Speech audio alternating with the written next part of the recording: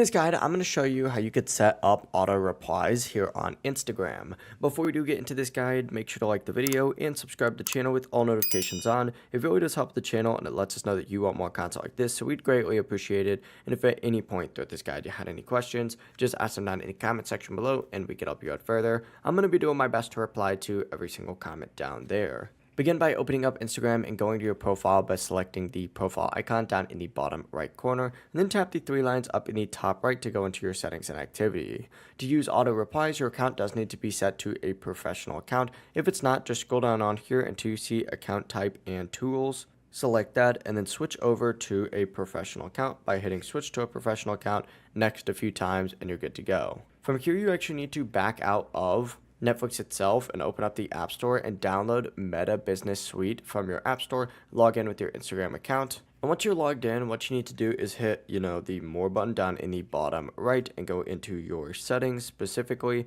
Once you're in your settings, and I know I'm demonstrating this on my Facebook page real quick, but it is the exact same way. You just need to scroll down until you see automations on here. Open that up, and then of course go ahead and find instant reply.